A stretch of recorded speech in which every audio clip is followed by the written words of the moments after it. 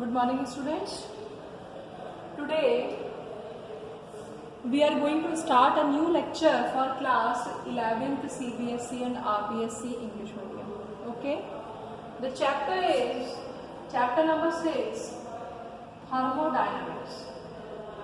Thermodynamics. Okay. It is the chapter 6 and lecture 1.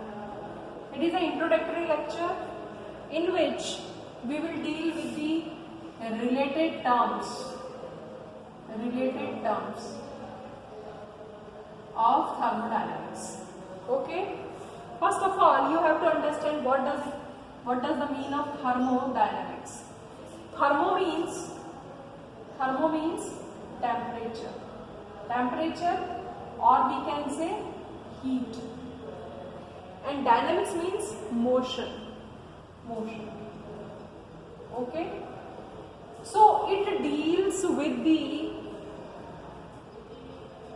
motion of heat कि if we increase the temperature, heat का मतलब यदि हम temperature बढ़ाएंगे, किसी भी सिस्टम को हीट देंगे, टेम्परेचर बढ़ाएंगे, तो व्हाट विल द चेंजेस, ऐसे क्या क्या चेंजेस हो सकते हैं, ऐसी क्या क्या प्रॉपर्टीज हो सकती हैं, उन सब चीजों के बारे में हम डील करेंगे. तो थर्मोडायनामिक्स एक डिफरेंट टाइप का टॉपिक है and it is also in your physics in detail. Okay, although it is in chemistry also. So we will deal with today we will deal with the terms related with thermodynamics. देखिए, thermodynamics को understand करने के लिए सबसे पहले हमें एक चीज समझनी होगी. देखिए, यहाँ पर एक टर्म होती है that is universe, that is made up of system plus surrounding. Okay, कि जो हमारा यूनिवर्स है वो किससे मिलकर बना है. Universe is made up of two parts, system and surrounding. Okay, तो जो सिस्टम होता है, सिस्टम क्या होता है. सिस्टम वो पार्ट होता है which is under observation, under investigation, we can say investigation, under investigation, or the process which is going on the part of universe is known as system. यानी system क्या है. System वो भाग है किसका, यूनिवर्स का वो भाग है जिस पर कोई इन्वेस्टिगेशन हो रहा है, कोई जिस पर प्रोसेस हो रहा है, इन्वेस्टिगेशन और प्रोसेस, और विच इज अंडर ऑब्जर्वेशन, और जिस पर कोई ऑब्जर्वेशन हम कर रहे हैं. क्लियर. तो सिस्टम क्या है, सिस्टम समझ में आ गया. It is the part of universe in which observation are carried out. Okay, clear? तो सराउंडिंग क्या हुआ. सिस्टम के बाद का जो पार्ट बचा, remaining part of universe, remaining part of universe after system और except system is known as surrounding. मतलब ऐसा नहीं कि सिर्फ आप सिस्टम के बारे में पढ़े. आप थर्मोडायनामिक्स में जब आप सिस्टम के बारे में पढ़ेंगे तो आपको उसकी सराउंडिंग के बारे में भी पता होना चाहिए कि मान लो ये एक सिस्टम है जिस पर आप स्टडी कर रहे हो, तो ये किससे रिलेटेड है, आज इसके बाहर का सराउंडिंग क्या है. ठीक है, यदि आप इसके अंदर की इसके बारे में बात कर रहे हैं जिससे हम रिफिल जो है, तो ये आसपास का सराउंडिंग क्या है, इसकी बॉडी इसका सराउंडिंग है. ओके, तो ये क्लियर हो गया होगा कि सिस्टम क्या है एंड सराउंडिंग क्या है. नाउ कम टू दी, अब आप देखो जो सिस्टम और सराउंडिंग है, इन दोनों के बीच में, अब दोनों यदि ऐसे, तो इन दोनों के बीच में क्या होती है, एक बाउंड्री होती है जो कि दोनों को डिफरेंशिएट करती है. दोनों को अलग अलग कैसे करेगी, तो कोई ना कोई बाउंड्री तो होनी चाहिए. अब ये जो बाउंड्री है ये दोनों टाइप की हो सकती है, रियल भी हो सकती है और इमेजिनरी भी हो सकती है. क्लियर. तो इट मे बी रियल और इट मे बी इमेजिनरी. ठीक है. Now come to the system. और हम कह सकते हैं, मतलब जो, या आप कह सकते हो surrounding is covered by a boundary और the line which differentiate between system and surrounding. Now come to the type of systems. कि सिस्टम जो है वो कितने टाइप के हो सकते हैं, टाइप ऑफ सिस्टम्स. ठीक है, तो सिस्टम जो है वो 3 टाइप के हो सकते हैं. कौन कौन से. एक है ओपन सिस्टम, एक है क्लोज्ड सिस्टम और एक है आइसोलेटेड सिस्टम. क्लियर. अब हम सिस्टम के बारे में बात कर रहे हैं। पहले अभी तो सिर्फ हम टर्म्स जो यूज करेंगे उसके बारे में बात कर रहे हैं। तो ओपन सिस्टम का मतलब क्या है? यदि कोई सिस्टम ओपन है, ओपन सिस्टम वो सिस्टम होते हैं जिसमें energy and matter both are exchanged, जिसमें दोनों का एक्सचेंज होता है। किसके बीच में? सिस्टम और सराउंडिंग के बीच में। ठीक है, तो एनर्जी और मैटर, जैसे मान लीजिए आपके पास एक कंटेनर है, इसमें आपने पानी डाला हुआ है, कोई वेसल है, कंटेनर है, इसमें आपने कुछ भी चीज डाली हुई है सिस्टम, तो बाहर से कोई चीज आ भी सकती है, यहाँ से कोई चीज जा भी सकती है। ठीक है, तो मैटर का भी, और यदि आप इसको गर्म करोगे तो हीट बाहर से जा भी सकती है, यहाँ से बाहर जा भी सकती है, बाहर से अंदर आ भी सकती है। तो if energy and matter both are exchange then it is system, open system. If only energy is exchanged, यदि केवल if only energy is exchange, यदि केवल एनर्जी एक्सचेंज हो रही है, ठीक है, यदि कंटेनर आपने बंद कर दिया, अब क्या है? मैटर तो बाहर जा नहीं सकता। यदि आप इसको गर्म करोगे तो सिर्फ हीट ही बाहर जा सकती है। हीट क्या है? Heat the form of energy, तो एनर्जी का एक्सचेंज हो सकता है। ठीक है, आइसोलेटेड सिस्टम क्या होते हैं? Isolated systems are those systems in which no change of energy and heat, no change of energy and heat. ठीक है, एनर्जी एंड मैटर, क्लियर? तो ना तो मैटर का एक्सचेंज होगा ना हीट का। जैसे मान लो एक कंटेनर है जो क्लोज्ड है, तो मैटर तो एक्सचेंज हो ही नहीं रहा है, और साथ में आपने ये जो बाउंड्री बनाई है, ये कैसी है? इंसुलेटिंग है, तो हीट भी बाहर नहीं जा रही है। जबकि यहाँ पर जो बाउंड्री है वो कैसी है? कंडक्टिंग है, तो यहाँ से क्या हो रहा है? कंडक्शन हो रहा है। समझ में आ रहा है आपको मैं क्या बता रही हूँ? ठीक है, तो ओपन में तो दोनों चीजों का एक्सचेंज हो रहा है, एनर्जी और मैटर दोनों का, लेकिन यहाँ पर सिर्फ एनर्जी का हो रहा है, मैटर का नहीं हो रहा। एनर्जी का भी क्यों हो रहा है? क्योंकि कंडक्टिंग बाउंड्री है। समझ पा रहे हैं? सराउंडिंग और सिस्टम, ये सिस्टम है जिस पर हम स्टडी कर रहे हैं, तो यहाँ पर जो बाउंड्री है वो कंडक्टिंग है, ओके, और यहाँ पर कैसी है? इंसुलेटिंग है, तो यहाँ पर कोई भी चेंज नहीं हो रहा है। क्लियर? नाउ देयर आर, तो these are 3 type of systems. Now come to the properties.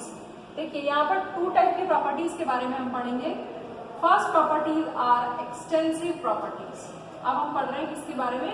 Properties के बारे में, कि हम यहाँ पर कौन कौन सी क्या क्या प्रॉपर्टी होती है किसी भी, जब हम थर्मोडायनामिक्स को पढ़ते हैं। तो एक तो एक्सटेंसिव प्रॉपर्टी होती है और एक इंटेंसिव प्रॉपर्टी होती है। Clear? One is extensive property and another is intensive property. Extensive property क्या होती है? एक्सटेंसिव प्रॉपर्टी वो प्रॉपर्टी होती है विच depend upon the quantity of matter, which depend upon the quantity और अमाउंट ऑफ मैटर,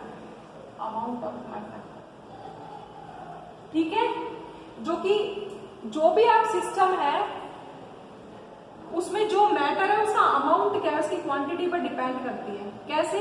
जैसे मास, यदि मास ज्यादा होगा तो ये प्रॉपर्टी ज्यादा होगी, ऐसे ही वॉल्यूम, ठीक है, मास हो गया, वॉल्यूम हो गया, ठीक है। इसके अलावा इंटरनल एनर्जी हो गई, इंटरनल एनर्जी, V माने वॉल्यूम, इंटरनल एनर्जी, ठीक है। और इंटेंसिव प्रॉपर्टीज क्या होती है? विच doesn't depend on, does not depend on quantity of matter, does not depend on quantity, ठीक है। कैसे? जैसे आप देखो टेम्परेचर, इसका टेम्परेचर नोट करना है और इससे 4 गुना बड़ी चीज होगी उसका भी टेम्परेचर विल सेम। प्रेशर, ठीक है, आप कह सकते हैं प्रेशर हो सकता है, ठीक है। और क्या हो सकती है?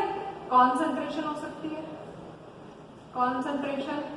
और क्या हो सकती है? स्पेसिफिक हीट कैपेसिटी हो सकती है, स्पेसिफिक हीट कैपेसिटी, ठीक है। तो ऐसे बहुत सारी वैल्यूज हैं, तो जो भी क्वांटिटी पर डिपेंड करेगी वो तो एक्सटेंसिव होगी, और जो क्वांटिटी पर डिपेंड नहीं करेगी वो क्या होगी, इंटेंसिव प्रॉपर्टी होगी। Okay, clear. Now come to the variables. अब कौन कौन से वेरिएबल्स होते हैं, देखिए हमारे पास 2 टाइप के वेरिएबल्स हम पढ़ेंगे इसमें। वेरिएबल्स को ही हम फंक्शंस कह रहे हैं। देखिए क्या है, अब हमारे पास है फंक्शंस, वी कैन से, ठीक है। तो देखिए अब हमारे पास है वेरिएबल्स। वेरिएबल का मतलब जो चेंज होंगे, ठीक है। ये 2 है, वेरिएबल को ही हम क्या कहते हैं, फंक्शन, ठीक। कौन कौन से हैं, एक तो स्टेट वेरिएबल्स है या स्टेट फंक्शंस है, और एक पाथ वेरिएबल है और पाथ फंक्शन है। अब जो स्टेट वेरिएबल है, क्लियर, स्टेट वेरिएबल क्या होते हैं, स्टेट वेरिएबल का मतलब those variables which depend upon the state, ठीक है। इस स्टेट का मतलब विच डिपेंड अपॉन दी, आप कह सकते हो स्टेट फंक्शंस और वेरिएबल्स में कौन से आएंगे, which depends on the initial and final state, initial और फाइनल स्टेट। जैसे कोई सिस्टम है, ठीक है, वो क्या कर रहा है स्टेट फंक्शन में, आप देखो जैसे फॉर एग्जांपल एक सिस्टम है, हमने कर्व खींचा इसके बीच में, प्रेशर और वॉल्यूम के बीच में, ठीक है। तो सिस्टम प्रेशर और वॉल्यूम ऐसे चेंज हो गया, ये सिस्टम है, ठीक है। यहाँ पर देखो प्रेशर अलग था, यहाँ पर प्रेशर अलग है, वॉल्यूम में यहाँ पर वॉल्यूम अलग था, यहाँ पर वॉल्यूम अलग है। तो ये किस पर डिपेंड कर रहा है, इनिशियल और फाइनल स्टेट पर, कि प्रेशर यहाँ पर P इनिशियल था, यहाँ पर P फाइनल है, यहाँ पर V इनिशियल था, यहाँ पर V फाइनल है, कि वो quantities which depends upon the initial and final state, ठीक है। लेकिन तो ऐसे प्रेशर हो गया, वॉल्यूम हो गया, ठीक है, एस एंट्रोपी हो गई, एंथैल्पी हो गई, ठीक है, इंटरनल एनर्जी हो गई, ये सारी चीजें जो हैं ये क्या किस टाइप की है, स्टेट वेरिएबल्स है। सेकेंड है पाथ फंक्शन और पाथ वेरिएबल। वो किस पर डिपेंड करता है, विच डिपेंड्स ऑन पाथ, उसको वो पाथ पर डिपेंड करता है। जैसे कोई सिस्टम है वो वर्क कर रहा है, ठीक है, तो जैसे एक सिस्टम है इस तरीके से,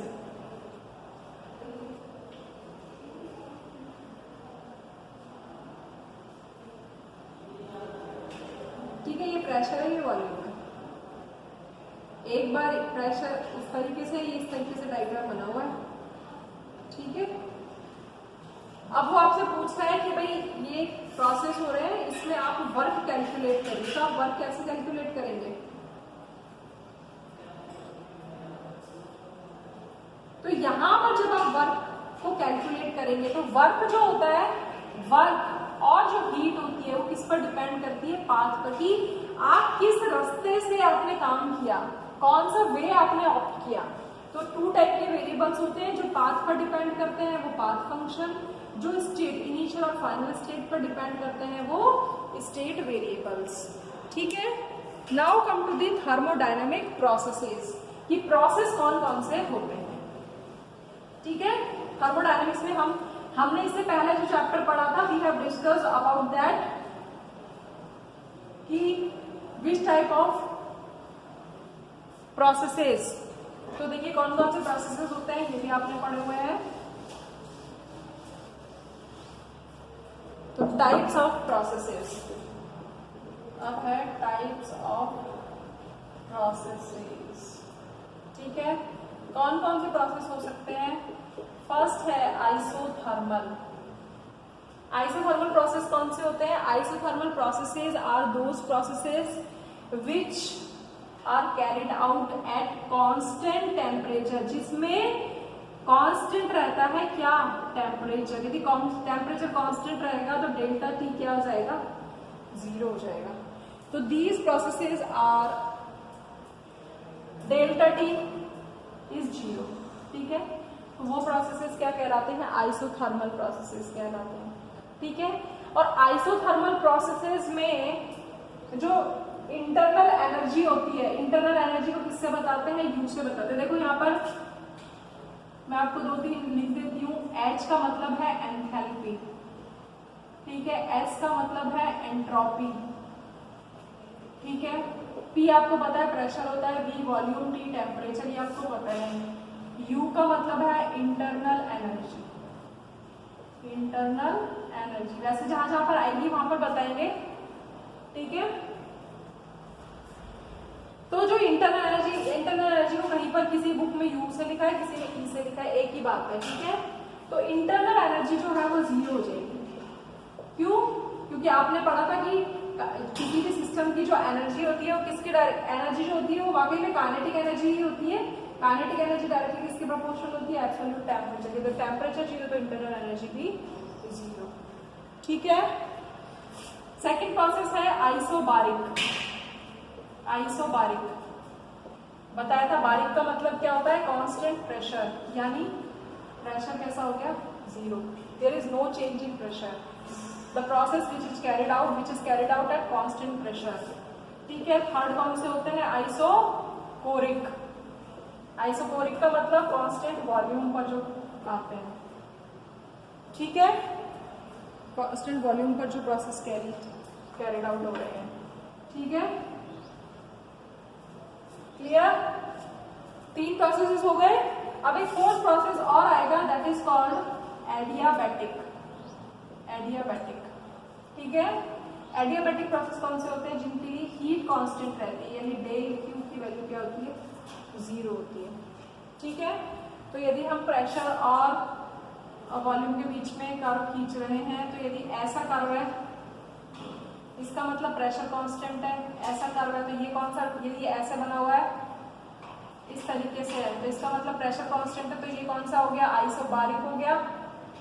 ये जिसमें वॉल्यूम कांस्टेंट है तो ये आइसोकोरिक हो गया, आइसोकोरिक हो गया।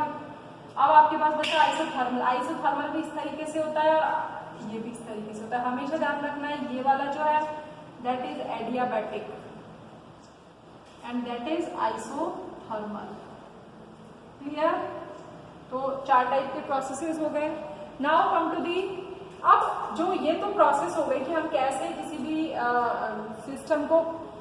सिस्टम पर हम जो भी प्रोसेस कर रहे हैं वो इन किस कंडीशन में कर रहे हैं। इसके अलावा हमारे पास 2 टाइप के प्रोसेसेस और भी हैं, that is called reversible process और इरिवर्सिबल प्रोसेस, ठीक है। देखिए रिवर्सिबल प्रोसेस क्या होते हैं, रिवर्सिबल प्रोसेस जैसा कि नाम से पता पड़ रहा है जिसको हम रिवर्स कर सकें, लेकिन रिवर्सिबल प्रोसेस की कुछ खास बात है कि इसमें जो आप चेंज कर रहे हैं वो कैसे होते हैं, इनफाइनेटेसिमली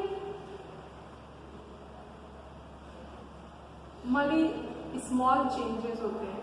यानी आप किसी भी एक बहुत बड़ा चेंज है, जैसे आप स्टेज पर जा रहे हैं एक स्टेज से दूसरे से तुरंत रिवर्ट हो सकते हैं, लेकिन यदि आप यहाँ से लेकर ऊपर छलांग मारे तो वहां से तुरंत नहीं कर सकते, ठीक है। तो यहाँ पर जो चेंजेस होते हैं वो इनफाइनेटेसिमली स्मॉल होते हैं, पहली बात, ठीक है। इसमें system and universe, system and surrounding both किसमें होती है, बोथ आर इन इक्विलिब्रियम, कि रिवर्सिबल चेंजेस कहाँ पर हो सकते हैं, रिवर्सिबल चेंजेस वहीं पर हो सकते हैं जहां पर कि कहां पर हो सकते हैं, जहां पर कि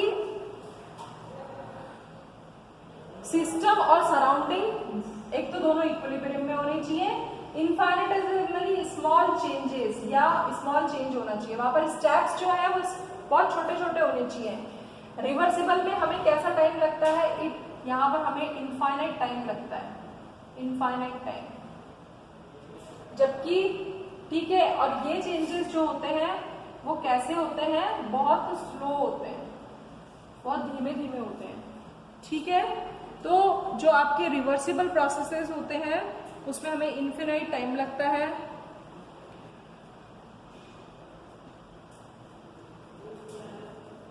स्टेप्स जो है वो बहुत स्मॉल होते हैं, चेंजेस भी स्मॉल होते हैं, ठीक है, जबकि इरिवर्सिबल में इसका जस्ट रिवर्सिबल होगा। ये कैसे होते हैं, फास्ट होते हैं, इसमें फाइनाइट टाइम लगता है, क्लियर। और इसमें जो चेंज है वो कैसे होते हैं, बिग चेंज होते हैं, लार्ज चेंज होते हैं, ठीक है। और इसमें सिस्टम और universe are not in equilibrium, clear. तो दीज आर द, ये मेजर आपको रिलेटेड टर्म्स बताइए विच कैन बी अंडरस्टैंड, ठीक है। तो आप इसको एक बार देखेंगे, फिर उसके आगे हम पढ़ेंगे। Thank you.